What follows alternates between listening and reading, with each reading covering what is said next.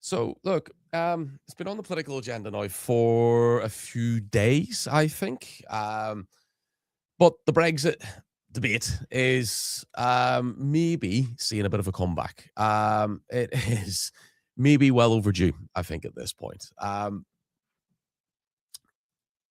There is only so much, I think, evidence that we can really bring to the fore, really, with regards to whether or not we made a wrong decision 10 years ago with Brexit. Spoiler alert that, the evidence is continuously mounting in the direction that we made a monumental mistake.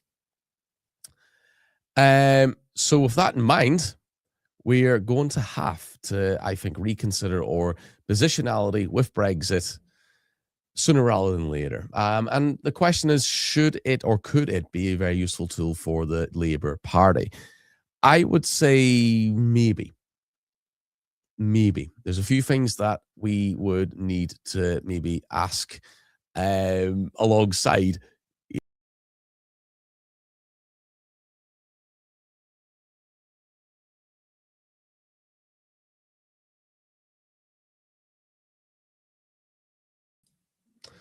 Should we actually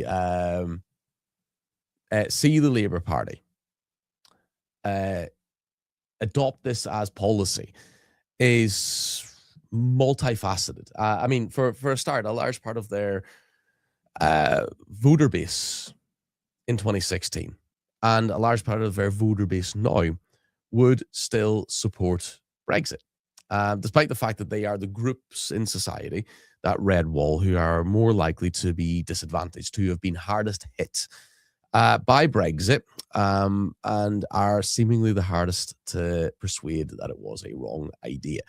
But what we've seen over the last few days is probably, I think, a little bit of a masterstroke from Wes Streeting, because he's obviously he's trying to vie for the leadership, the inevitable leadership contest in the Labour Party, and knows, I think, that between him and Rayner, he's likely to edge it, I think. Whereas if Burnham makes it into the Labour Party, I think that is, for Wes Streeting's ambition, a little bit problematic. So what has Wes Streeting done? Well, over the last few days, he has floated the idea again of Brexit, knowing that Andy Burnham is going into the Makersfield by-election in an area that in 2016 voted by and large for Brexit. As such, Burnham has started to roll back from his kind of anti-Brexit position, wisely, I think, all considered, and is basically trying to, before the man's even had a chance to really formulate a policy or even like a little mini manifesto for himself, where he's even really had time to take off the mayoral gown and try to think about what he needs to do to get elected as an MP. He's already having to address a policy that he probably would have been smart enough to avoid of his own accord, but a policy that he's not adopted, but was brought up by another Labour Party member. It's kind of a bit of a grenade. It's quite cute by Streeting because it has got a lot of discussion, a lot of discourse over the last few days, generated about Brexit once more. And away from how harmful it might be to Andy Burnham or problematic, I think it's for the better, actually, Wes Streeting, in his own sort of, I speculate, his own little selfish ways, or his own little selfish way of going to divert or to give Andy Burnham a little bit of flack, really, from political parties who will also be vying for that by-election in Makersfield. It's got Brexit back onto the political agenda. It's in political discourse once more. It's in public discourse once more. And alongside that, we're kind of reevaluating where Brexit's brought us from the promises that were made some 10 years ago to where we actually are today, the reality of it. But Burnham has promised not to rerun Brexit arguments as he said, he was not proposing the UK considers rejoining the European Union. And again, look, I think that's a pretty smart position for him to take. Makersfield isn't, if we look at the statistics, it wasn't Remain. I don't know where it currently sits at the moment, but again, it's probably best that for Burnham to not handle that bloody hot potato. So with that in mind, we should probably consider then that despite that, should it be not necessarily rejoining the European Union or joining the single market? We think we're a bit too far away from that just yet. We actually just need to get to a point where, well, we adequately answer the question, should it actually even be on the agenda? Should it be something for the Labour Party to consider? Because, well, they're floundering in the polls. They got absolutely tanked at the local elections last week or the week before. They've worked themselves into a little bit of a sort of impossible position because they were never going to be as right-wing or as right-leaning as certain members of maybe their own party would want them to be, but they were never going to be able to appease the reform voter, which is what they've tried to do, particularly when it comes to immigration policy since they've come back into power again. They've absolutely, through rhetoric and through policy, they've tried to sort of appease the reform voter. And it's not worked because they were never going to go as far to the right as what the reform voter would want them to go. So they were never going to appease them. And in doing so, in chasing the reform voter, they've actually disenfranchised the left of their party, who've trickled out to the Greens, the Lib Dems, and to establish a whole new fucking party in your party. So with that in mind, Labour see themselves or find themselves in a no man's sort of middle land, appeasing fucking nobody, and they've hemorrhaged because of it. So what can turn it around for them apart from a change in leadership? I think it is, again, it's a matter of when, not if, for a leadership contest. I think this is going to be the summer, really, for us. So new incoming leadership, where are they going to go? Are they going to go Brexit? Or, sorry, are they going to go, with the Brexit debate? Because Rayner, Burnham and Strating are all proclaimed Remainers. So are they going to maybe just say, well, we're not looking too sharp with regards to where we are with polling and where we're looking at projected seats for the next election? Will we just go nuclear? And I think that they probably should. I mean, why the hell not?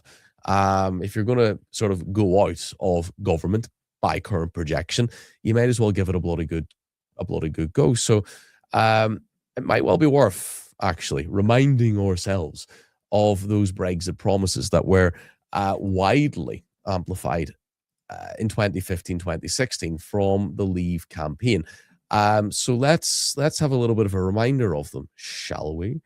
So here's James O'Brien of LBC 2022, reminding us then, as I'm using him now, a little bit of an inception of reminders of Brexit promises from the campaign in 2015, 2016. So let's get a listen. Let's get a reminder of all the wonderful things that we were promised if, and we inevitably did, of course, 52-48 vote for Brexit. And in fact, it's probably worth reminding you of the kind of campaigning that led our correspondent there to put his cross in the wrong box back in 2016. This is absolutely real. If there were Nobel Prizes for lying, I think that this would be in with a very good chance of winning. You will benefit from better care provided by our NHS thanks to the reallocation of funds from the EU budget. Lie. Controlled immigration will lead to reduced waiting times for you and your loved ones. How's that working out for you? Excess funding that would otherwise be sent to Brussels could also be directed to education, meaning better prospects for your children. Absolutely. Your wages will rise thanks to better controlled immigration, here we go, which will lead to less competition for jobs. Your weekly food shop will become cheaper. Oh, that's food good. prices will no longer be inflated by agricultural policies controlled by the EU. Absolute You and your hogwash. family will benefit from a resurgent economy led by new and flourishing small businesses following the removal of burdensome EU regulations and red tape. Oh, this is despicable. With less pressure on housing, younger generations will also find it easier to get on the housing ladder. I thought this was going to be funny. Politicians, both local and national, It's not funny, is will it? become more accountable helping to strengthen your community. This is and Farage's others, lot, by the way. especially those most damaged by EU policies like farming, fishing, and industries like steel. A more prosperous and safer future awaits us outside the EU. A vote to leave is a vote for a brighter future for you, your family, and your community. Right. I mean, apart from the cheesy music, that is absolutely reprehensible. I'm going to play that again because I told Keith to leave the mic open so I could do a sort of very, very, very poor Graham Norton tribute act as if we were doing the Eurovision Song Contest, and I'd come in with some pithy comments. I'm actually livid. I'm actually quite upset because I played that out to you just after reading a text from someone who is describing themselves as gutted, someone who's poorly, someone who's in and out of hospital all the time and believed those lies. And by believing those lies, contributed, and this is why he's beating himself up, contributed to making everything worse. So next time you see Farage baring his filthy teeth on the telly, just think about this. And the other fella, the one who I bumped into in Soho the other night, what's his name? He's still knocking around somewhere, isn't he, with a political party? They were behind this. This is them. Still out there, demanding your attention, chasing your votes. Incredible, really. This is them. This is leave.eu. This is the Farage side of it, not the Cummings side of it. Listen to this again. Listen to every syllable of it. And then send me a text saying that you're absolutely delighted with how everything is going because you got exactly what you voted for. You'll benefit from better care provided by our NHS thanks to the reallocation of funds from the EU budget. Controlled immigration will lead to reduced waiting times for you and your loved ones. Excess funding that would otherwise be sent to Brussels could also be directed to education, meaning better prospects for your children. Your wages will rise thanks to better controlled immigration, which will lead to less competition for jobs.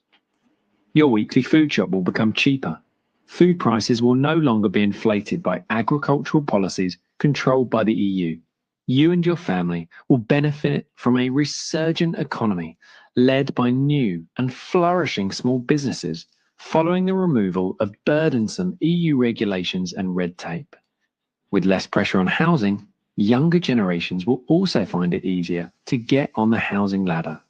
Politicians, both local and national, will become more accountable, helping to strengthen your community and others, especially those most damaged by EU policies like farming, fishing, and industries like steel. A more prosperous and safer future awaits us outside the EU.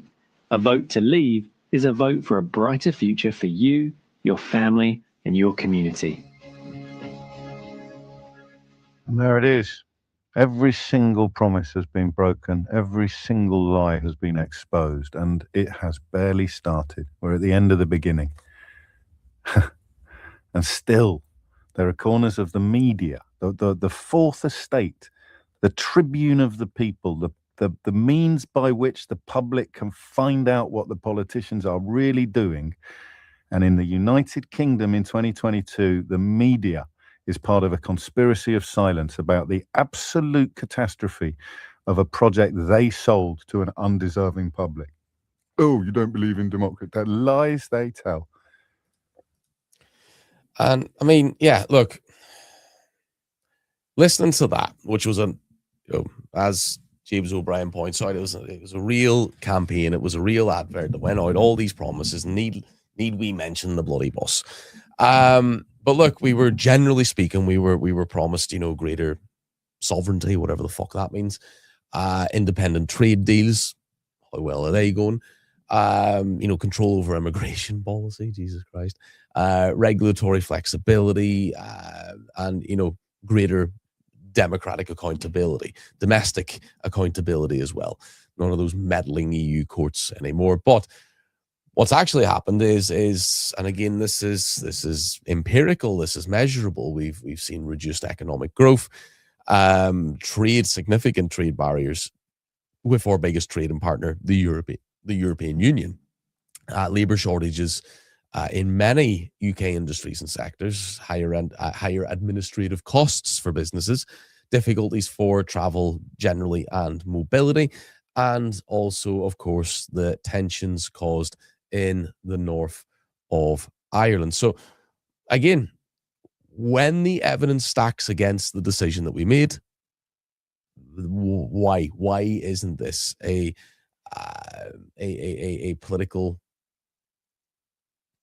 point or a political manifesto pledge from one of the biggest parties in the United Kingdom who are floundering at the minute? So what they've been doing isn't working. It isn't. It just hasn't been working for a while. They're, again, appealing to nobody at the minute. So if you have won an election by a landslide, a loveless landslide, and if it looks like you're about to then go and tank historically at the next election, would now be the time to have this back on the agenda. Because again, if they did, Labour, decide to go down this route again, yeah, it would be probably hostile. It would be risky. But the evidence is forevermore going in their favour. They would have at least evidential support. Wes Streeting says the UK should rejoin the European Union, that Brexit's been a catastrophic mistake and rejoining will rebuild our economy and trade.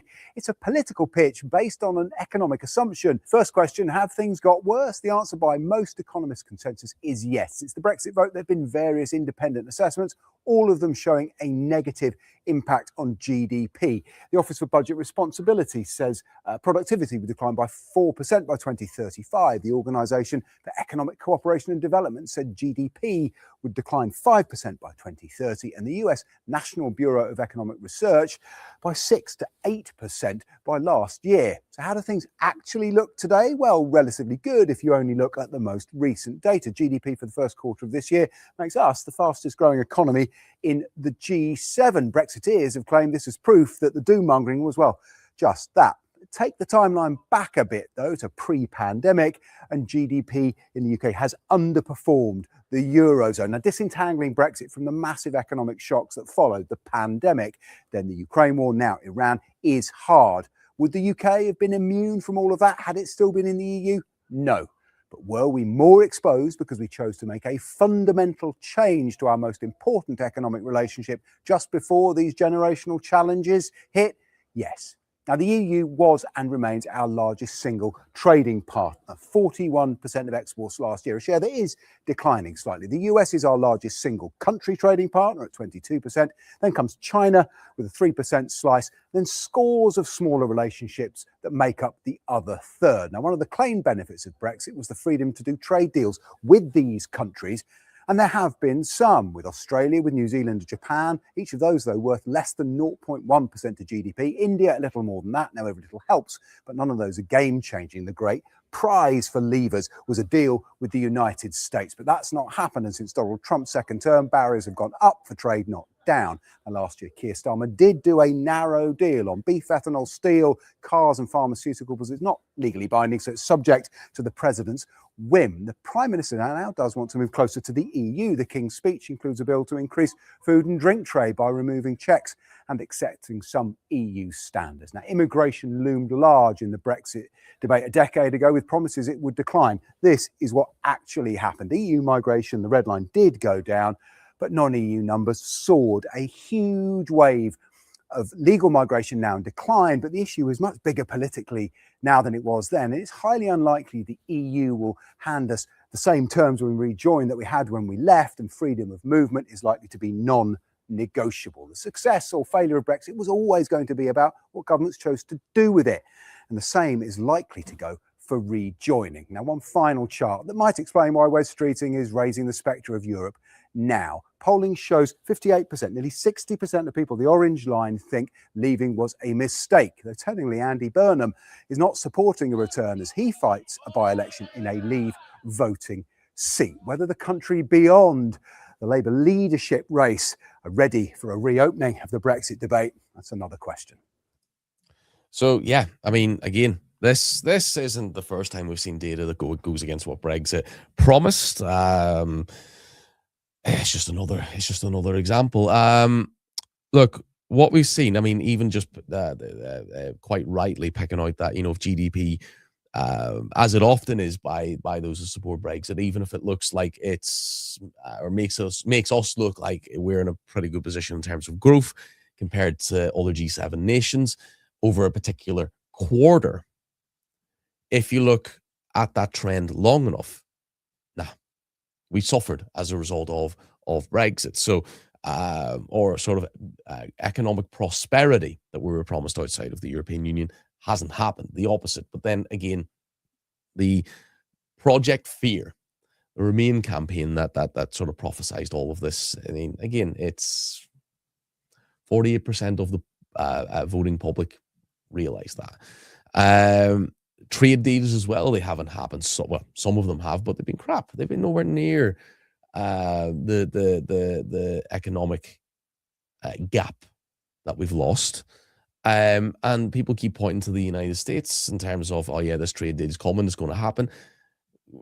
Saying even that Donald Trump is the man in charge because he's in charge of this trade deal between Brexit, Britain, and the United States is going to happen. This is the man's second term.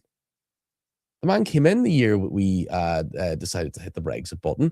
He had 4 years then, wasn't on the agenda, not on the agenda now. And you have to bear in mind, it's not just he doesn't like Keir Starmer. That's just lazy. He's not. He had 4 years of conservatism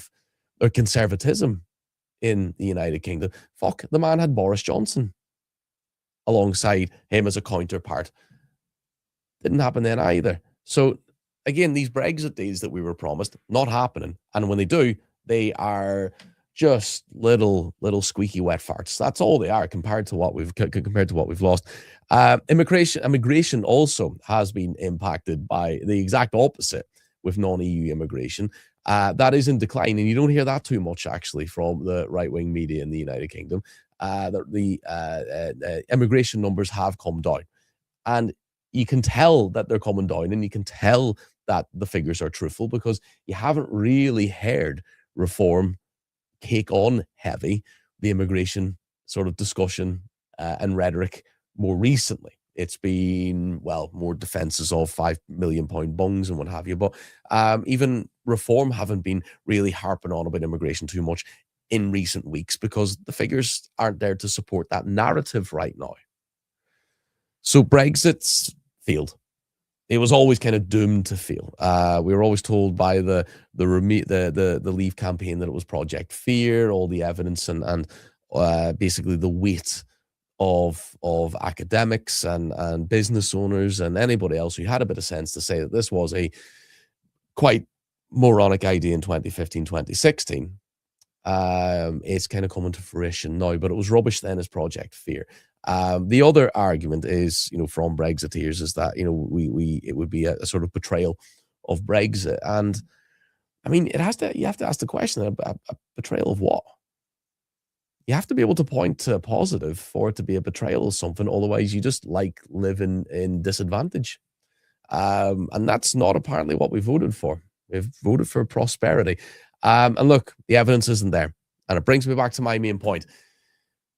With mounting evidence and just a nosedive in the polls with the British public, should this be now the big policy that the Labour Party adopt? Would this turn the ship around? Would this get Labour into power in the next election? Because we're a couple of years away from it, 2-3 years, but the damage to the party at the minute is going to take at least that for them to get any level of a chance of being able to get back into power to form a government in 2029. Should Brexit be back on the agenda for the Labour Party? I'm genuinely intrigued. I don't know where this is going to go. Sky News giving us that, buyer's remorse from the Brexit vote is very much on the up. But is that a true reflection? Let me know in the comments. Let me know what you think about the potential of, well, just even talking about Brexit. But should it make its way into the Labour manifesto? Again, we're not even at the point of asking the question, should we or should we not rejoin? It is simply, should the government take this on as a legitimate policy? Let me know what your thoughts are.